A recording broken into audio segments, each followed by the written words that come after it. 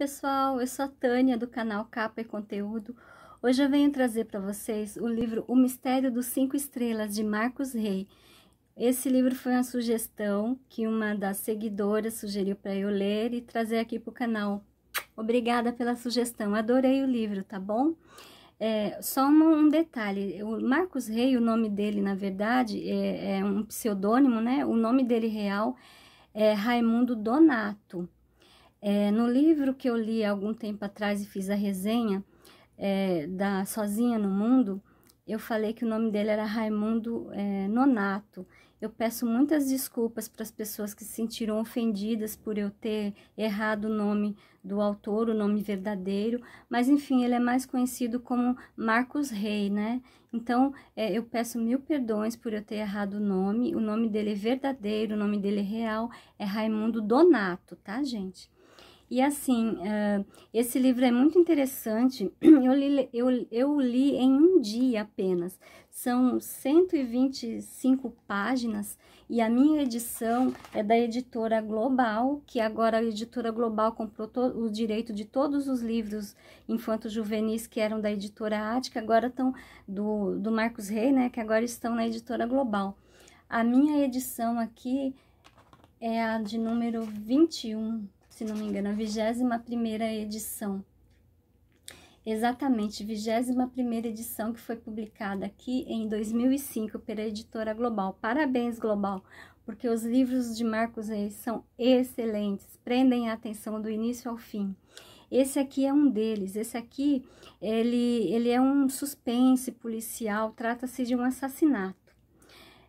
Toda a história ocorre num assassinato que ocorreu no quarto número 222 de um hotel 5 estrelas chamado Imperial Park Hotel, aqui em São Paulo.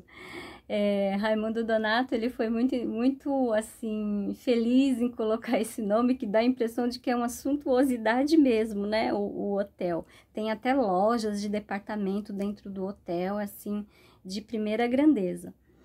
E a história toda ocorre por quê? Porque um dos bellboys, que são os mensageiros, sabe aqueles rapazes que levam a mala até o quarto, levam alguma coisa, levam o jornal, a revista para o hóspede. É a história do Léo, que é um desses bellboys. O Léo conseguiu emprego nesse hotel através do Sr. Guima, que é o Sr. Guimarães, que é um amigo, o porteiro do hotel, né? Que é um amigo muito antigo da família dele. E a família dele consiste no pai, na mãe e no avô, que moram juntos lá na Bela Vista, no bairro do Bexiga. Toda a família dele é descendente de italianos, né? E o nome dele real na história, né? É Leonardo Fantini. Então a família Fantini mora na Bela Vista e o Léo trabalha nesse hotel de dia e estuda à noite. E a história toda se passa em desvendar um certo assassinato que ele supostamente viu acontecer no quarto 222 desse hotel, que seria o quarto do Barão. O Barão é o apelido do hóspede chamado Otto Barcelos. Esse Otto Barcelos é um senhor assim, boa praça, um senhor gorducho, bonachão, gorduchinho, bonitinho, que ele é filantropo, ele ajuda as causas sociais, tem várias reuniões com as damas da sociedade para ajudar em causas sociais, as crianças pobres, enfim, é um homem acima de qualquer suspeita. E o Léo foi chamado um dia nesse quarto para que ele comprasse jornais para esse senhor Otto, que é o Barão. Então ele chega lá, o Barão abre a porta, o Léo dá uma olhada assim, sabe aquela curiosidade que as pessoas têm de olhar assim por dentro da porta, e viu pelo espelho que tinha alguém dentro do banheiro. E pela olhada que o Léo viu, ele parecia que tinha visto um índio, né? Uma pessoa, um homem baixo com assim, um jeito de um índio, cabelo bem lisinho. Aí esse rapaz percebeu alguma coisa assim, fechou a porta do banheiro. E o senhor Otto na porta, dando dinheiro pro Léo comprar os jornais, pediu para ele comprar o jornal e rapidamente fechou a porta. O Léo subiu, depois de ter comprado o jornal, bateu a porta e novamente o Barão abriu. Nessa do Barão abrir, o Léo percebeu que no hobby do Barão tinha uma mancha de sangue. E o Barão todo nervoso, todo estranho, bem diferente do momento que ele tinha dado o dinheiro para ele comprar o jornal. E ao abrir a porta um pouquinho, ele viu uma pessoa deitada embaixo da cama, desfalecida embaixo da cama. E ele suspeitou que fosse aquele índio que ele viu lá lavando as mãos no banheiro. E por conta disso, o Barão já percebeu que o Léo estava com alguma visão estranha ali. Ele rapidamente fechou a porta, agradeceu e ficou por isso mesmo. E aquilo ficou na mente do Léo. Meu Deus, tem uma pessoa morta embaixo da cama, dentro do quarto 222. E depois daquilo, a vida do Léo se transformou, né? Ele ficou muito grilado com aquela história. O que será que aconteceu ali? Por que o Barão estava tão esquisito, né? E foi direto lá para o porteiro, com o senhor Guima. O senhor Guima é o senhor Guimarães, é a pessoa que apresentou o Léo para o hotel. Então, o Léo deve o emprego dele ao senhor Guima, que é um velho amigo da família dele, a família Fantini. E o senhor Guima é o porteiro do hotel. Então, ele conta para o senhor Guima essa coisa estranha que ele viu no quarto do Barão. O Guima falou, impossível, logo o Barão seria incapaz de fazer mal para alguém. É um homem filantropo, o homem do bem, o homem dá dinheiro para as causas sociais. Não, você viu coisas. E não, o Léo jurava que tinha visto uma pessoa morta embaixo da cama. E ele vai atrás de tudo isso. Ele vai à polícia, ele se envolve em várias coisas. Até em uma lancha na represa Billings, ele é levado numa lancha. Olha, acontecem várias coisas. É um suspense policial muito interessante. Você fica preso da primeira até a última página, a página 125, para saber o que aconteceu. O meu livro ele é todo ilustradinho, tem todos um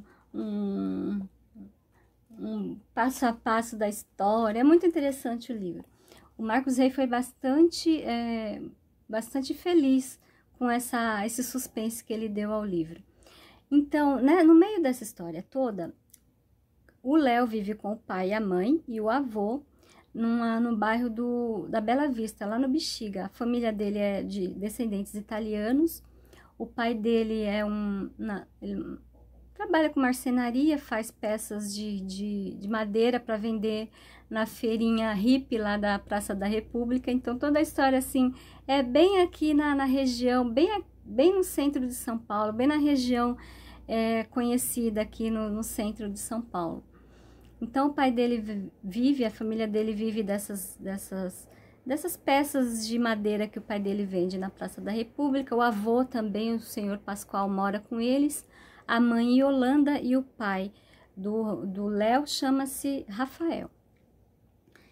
E nessa história toda, nessa história de desvendar esse mistério dessa morte, ele se vê até sendo perseguido por uma pessoa dentro de um Fusca.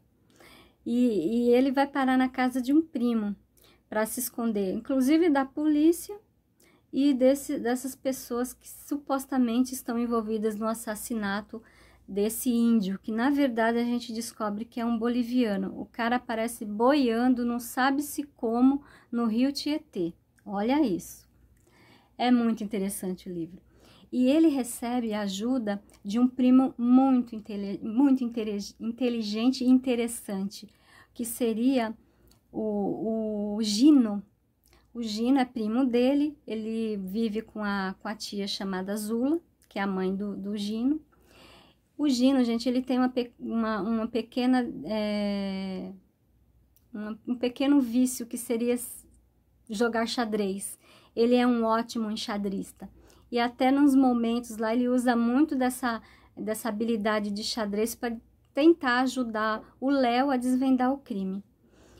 E esse rapaz, ele é cadeirante. E é muito interessante a história do cadeirante aqui, porque já nessa época, eu acredito que esse livro deve ter sido escrito na década de 70, na década de 80, porque tem Fusca na história, porque tem orelhão. Então, é muito interessante a história. E assim, esse rapaz é cadeirante. Então, já nesse livro aqui, ele fala muito das dificuldades de um cadeirante na cidade de São Paulo. Agora tem alguns prédios com rampa, né? Até o metrô também tem uma certa mobilidade já, mas na época que o Marcos Rey foi muito feliz em falar das dificuldades apresentadas por pessoas que têm necessidades especiais.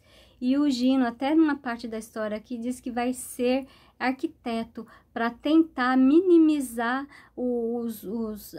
as dificuldades que as pessoas especiais têm na cidade. Muito interessante.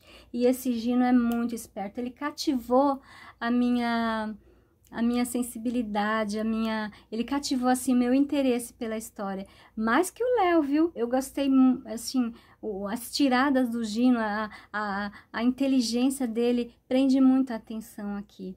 Uma pessoa muito inteligente, fala 3 línguas, não é uma pessoa que se entregou porque é cadeirante, ela é muito ágil, muito esperto. Ele ajuda muito o Léo a desvendar esse mistério dessa suposta morte desse rapaz, que apareceu dentro do quarto 222. E o Léo também tem um amor, assim, platônico por uma menina chamada Ângela, que mora no Morro dos Ingleses, um bairro nobre aqui de São Paulo. Eu até pensei que no final do livro ia ter alguma coisa assim, mais pro romance, mas será que vai ter mesmo? Porque a vida social também do Léo e dessa moça é muito diferente.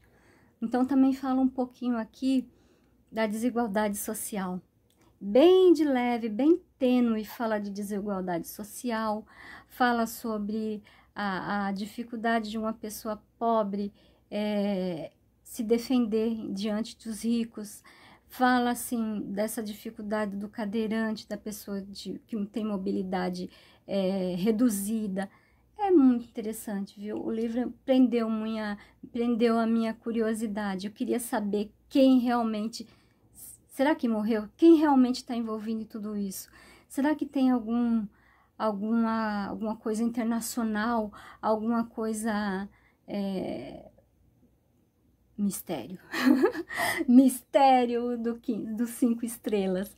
Muito interessante o livro. Muito obrigada a minha seguidora que me indicou o livro. Agradeço muito. Continuem indicando livros para mim. Eu adoro.